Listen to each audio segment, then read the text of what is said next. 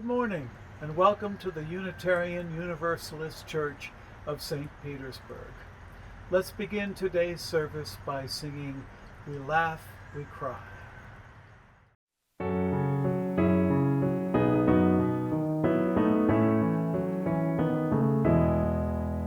We laugh, we cry, we live, we die, we dance, we sing our song. We need to feel there's something here to which we can belong.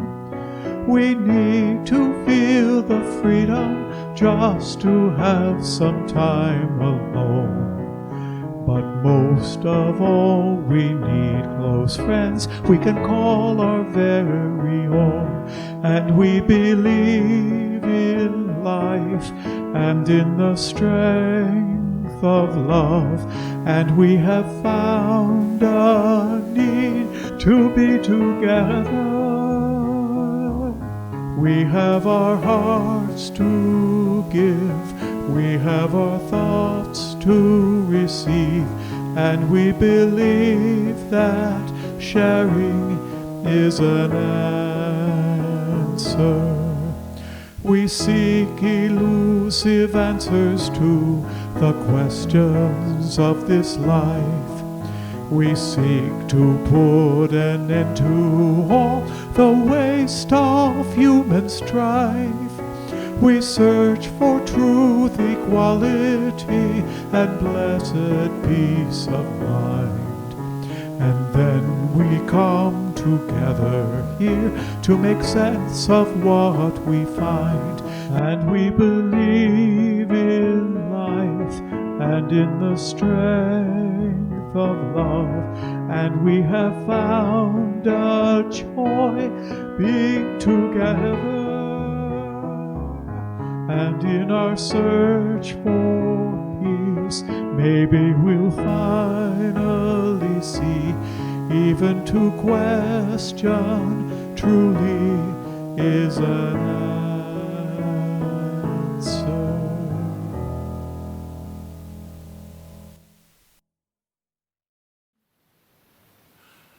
Good morning, the blessings of the day to you. Welcome to the September 6th Sunday service of the Unitarian Universalist Church of St. Petersburg. Our congregation is dedicated to the spiritual growth and the well-being of all souls. First thing, we have some announcements to share. If you're new with us and want to learn more, go to uustpete.org. That's uustpete.org. Or contact me by email or text or by phone, and we can chat. We're still physical distancing, but we're doing everything we can to stay in connection with one another and to support one another. If you want to talk through something during this time of isolation, I'm always available by phone or email, and I'm happy to meet you outdoors on the church portico anytime you'd like to arrange an appointment. Don't forget also we have small groups that we can connect you with if you're a member, and also that if you'd like to converse about how life is going for you, I can help you get connected with a group. The Buildings and Grounds Committee is looking for volunteers to help with to maintain our landscaping. If you'd like to be the landscaper, or not the landscaper so much as the person who's taking care of a section of our landscape, please contact Sabina von Aulich and tell her what section you'd like to take care of. Many thanks already to Joanne Milivojevic and her dog, Greyhound Demi, who have already volunteered and have chosen a section to take care of. Last but not least, thanks to those contributing this morning in word, song, production, and presence. The Peterson family, and John and Amy, and John and James and Annie, and of course you with your presence. Now our chalice lighting, our covenant, and our invocation for the morning. Good morning, I am Abby. Good to be with you this morning.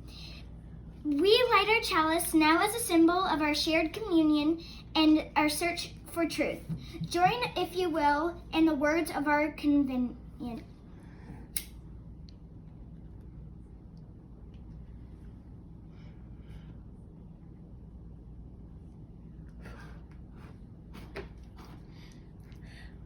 Love is the spirit of this church, and service its law. This is our great covenant, to dwell together in peace, to seek the truth in love, and to help one another. Our invocation this morning is by the poet Gary Snyder from his book, Turtle Island. A reminder this Labor Day weekend of where we all fit. It is adapted from a Mohawk prayer of gratitude. Gratitude to Mother Earth, sailing through night and day and to her soil. Rich, rare, and sweet, in our minds so be it. Gratitude to plants, the sun-facing, light-changing leaf, and fine root hairs standing still through wind and rain.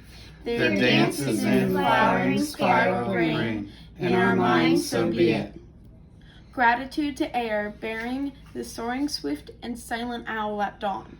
Breath of our song, clear spirit breeze, in our minds so be it. Gratitude to wild beings, our sisters and brothers, teaching secrets, freedoms, and ways, who share with us their milk. Self-complete, brave and aware, in our minds so be it. Gratitude to water, clouds, lakes, rivers, glaciers, holding or releasing. Streaming through all our bodies, salty seas, in our minds so be it. Gratitude to Father, Son, blinding, pulsing light through trunks of trees, through mists, warming caves where bears and snakes sleep. He who wakes us, in our minds so be it. Gratitude to great ancestor sky, who holds billions of stars and goes yet beyond all powers and thoughts, and yet is within us. Ancestor space, the mind is in child, so be it. Thank you, Peterson family, and hi to all our families. This morning I'm thinking of a conversation that I wish my parents or my teachers had had with me when I was growing up. It was about how do you learn? How do you learn? Have you ever had that conversation in your family? It can be a short conversation, or it can be many long conversations over time, because there are a lot of things to learn, and it's wonderful to learn them. It can start with a question. How can I learn? Just anything. Or it can be specific. How can I learn this? How can I learn that? That's it, the whole question. How can I learn? How many ways can you think of how people can learn? Right off the top of my head, I can think of two. One is by finding a teacher and trying to do what the teacher advises or instructs. Like to sew. First, you have to thread the needle. And the teacher might say, okay, wet the tip of the thread and twist it so it's tight and goes through the eye of the needle more easily. That's not necessarily something we'd know without a teacher, or lots of experimenting. And then the teacher might say, knot the end of the thread, tie it in a knot, so it won't just pull through the fabric. It's another thing you might not think of. And then line up the clothes and stitch in nice, tight, even stitches, unless you're in a hurry or you don't care about how it looks. How do you find a teacher, you might say? Well, you can just ask people either the question, how do I do this, or why should I do this? And the one who takes the time to answer you, that's your teacher. A second way to learn is just by experiment. You might call it learning by accident. You try, you make a mistake, you try another way, you try another way, you try another way. Scientists often do that. They learn from their mistakes and they apply it to their next experiment. It can work on things like cleaning windows. You can learn without any great cost how to best clean a window by doing it over and over again. But you may not want to take that approach to learn how to ride a horse. So maybe it's worth talking about at home. Just how do people learn things? It's so important to know how to learn. And there are so many good things to learn about.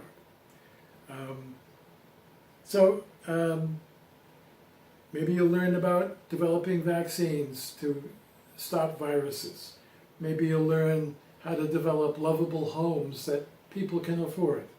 Maybe you'll learn how to build backyard gardens for great veggies. Lots of stuff. Good luck. And each Sunday we take time for joys and concerns, a few moments to share something special in our lives. We will share them here during the service if you send them to me or Susan Brenor or Dave Mapp, who are the two chairs of our worship committee. And we will share them during the videoing of the program. And you can also just type them into the right-hand column of your screen right now, of the YouTube screen. And thank you for your sharing and for your caring. It's what makes us a community. Take a moment now to type, if you like, during our offertory. To keep us thriving as a congregation, may we remember our connection to one another. And let us not forget our offerings to support the means to those connections. As you listen to the brief offering music, please click on the eye in the upper right corner of your screen to make a contribution. You can also donate by the Give Plus app or on our webpage under the Giving tab, or by sending a check to the church office. Many thanks.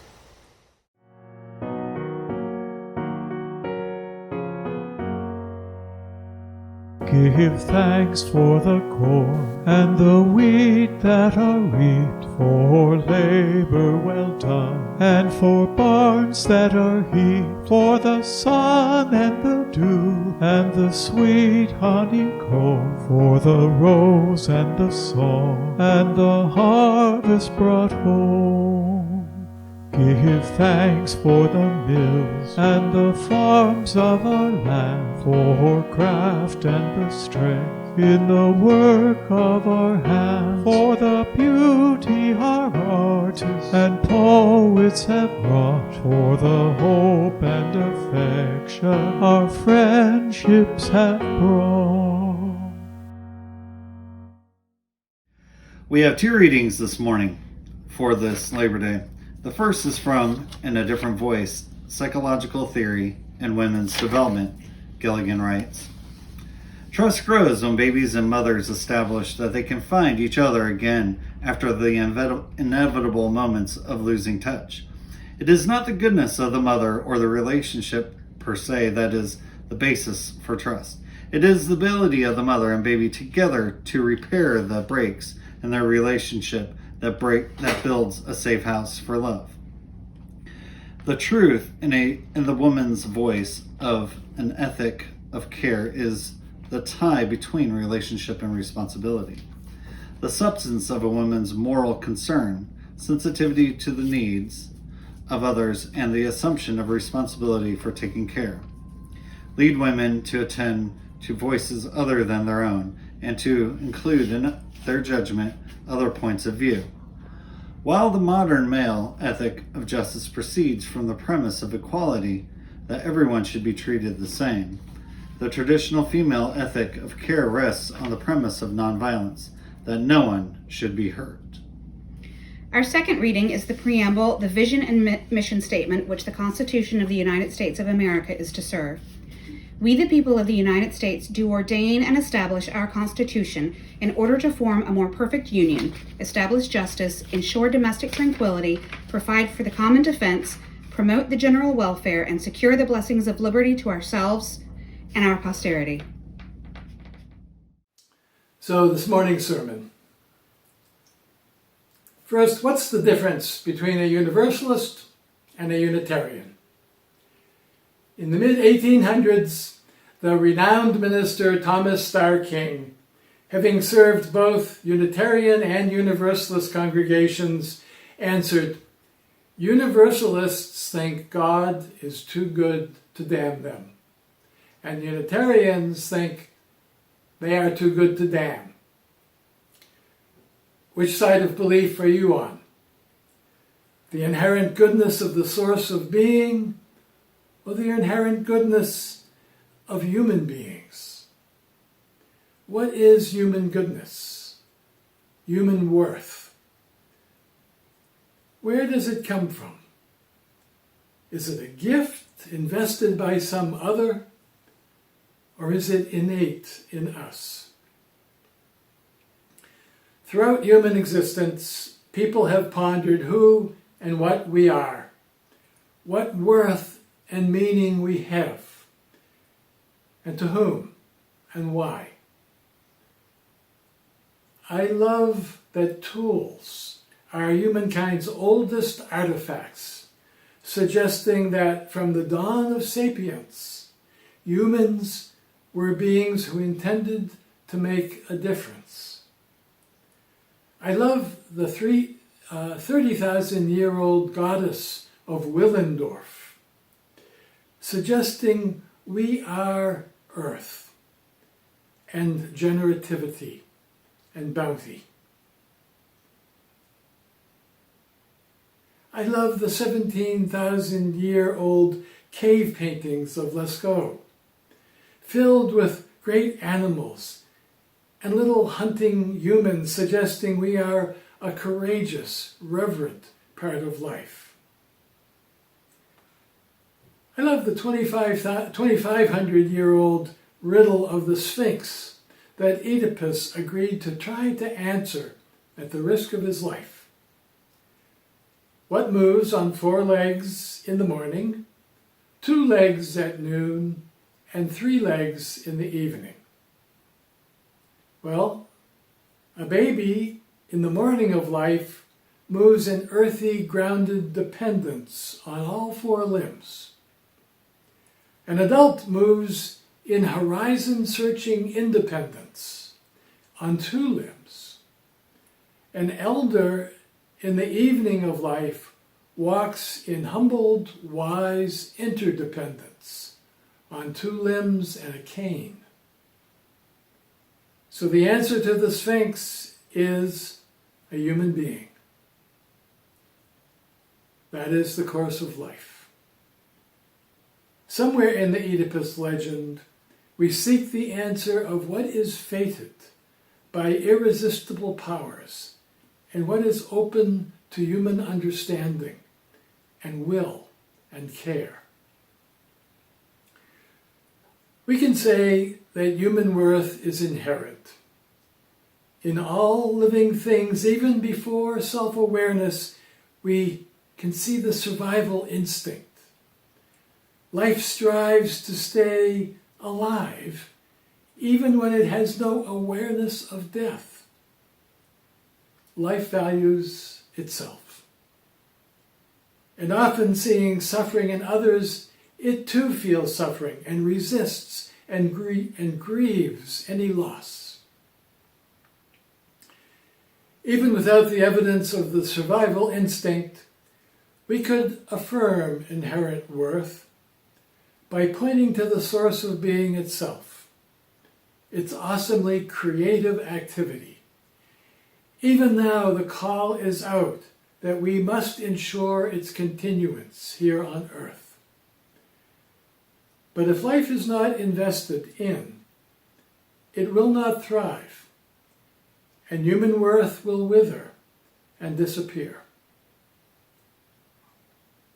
This is the importance of influence on what may be inherent in potential, but which is not ensured of fulfillment.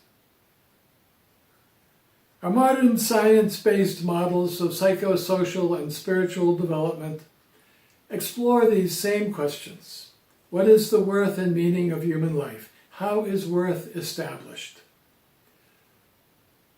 The modern model starts off naturally enough with childhood. Whether it's Freud, Jung, Erikson, Piaget, Maslow, Kohlberg, Gilligan, they all start with childhood. They start with the child on all fours and even on its back, seeking safety and security through others, seeking a trusted environment, needing to feel the world is safe for them, that it cares, that it values, and places worth in this new little life. Help us accept for the beauty of its smiling eyes and its outrage against neglect. We know that if children survive neglect, it is with a wounded spirit that may never find influences that heal it. One of the founding developmental psychologists, Erik Erikson, said that the crisis of our early identity or spirit is whether we come to sense we can trust the world enough to have hope for an ongoing, worthwhile life. I have some old photographs that help me reflect on the influences I have received. I can't claim to have fully utilized my positive influences in my life, and I can't claim to have received all the influences that might have enhanced my life. To one degree or another, I think we all can say that. But, for example, I see... I've lost my place. But, for example, I see some positive influences from my sacramental moments as a boy in a religious family. In baptismal welcome of the world, in healing, nurturing communion, in comforting readiness for adulthood and beyond. There were, of course, the influences of minor humiliations, though they hurt less than they taught quite often. And I remember catching a milk snake one summer morning on my way down to pick strawberries in Charlie Payne's fields. Releasing the milk snake from my sock where I had kept it so all of us strawberry picking kids could see its vermin-controlling beauty, only to witness the old farmer pick up a strawberry crate and kill my snake and bruise my science and shame my heart. But mainly I had a very trustworthy world, nurturant in family, friends, and community, despite the not always perfect articulation of truths about life. I'd say I have generally lived in paradise on this earth, even though I have often not taken care of it as much as it has taken care of me. I wish the same and more for everybody.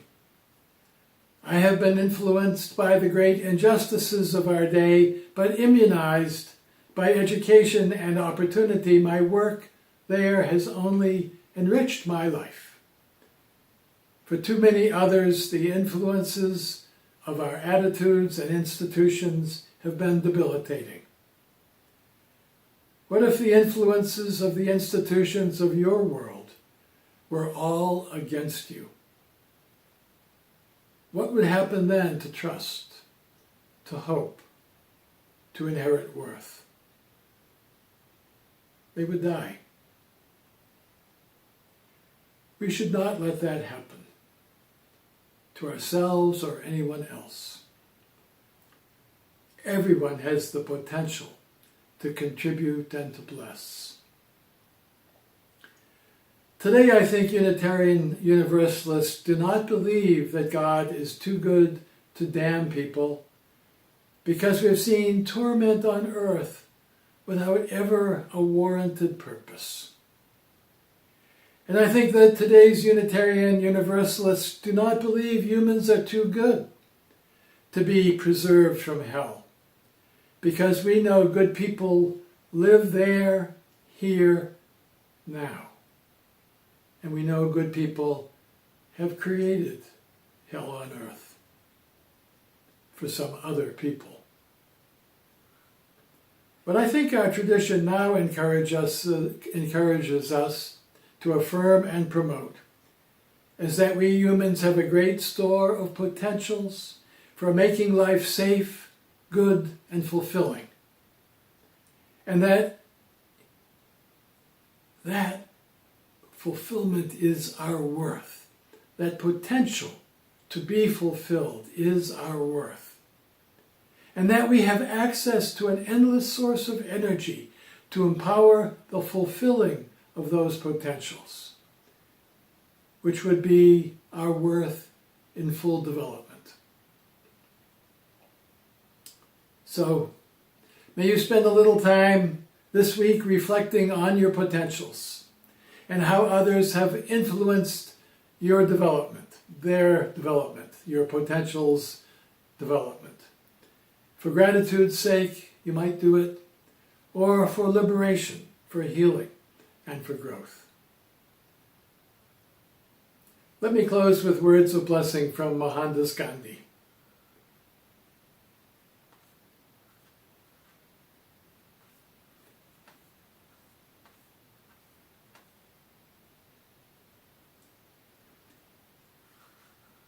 May we honor the place in each other. Excuse me again, I've lost my place. May we honor the place in each other where the entire universe resides.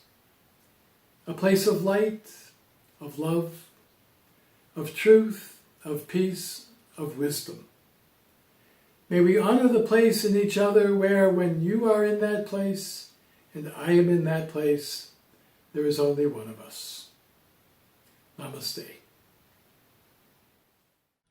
And now, as our service ends, with our breath, we pass the flame of our chalice lamp to each other as we say our closing words together.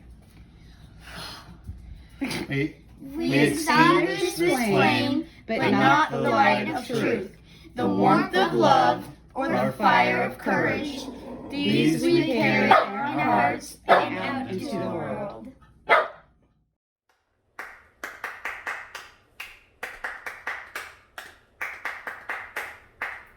My mother, when love is gone, my mother, when love is gone, in our darkest hour hope lingers on. My father, when peace is gone, my father, when peace is gone, in our darkest hour hope lingers on.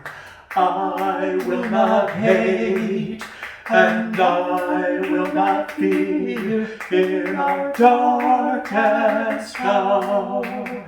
Hope lingers here, my sister, when equality's gone, my sister, when equality's gone, in our darkest hour hope lingers on. My brother, with tolerance gone, my brother, with tolerance gone, in our darkest hour hope lingers on.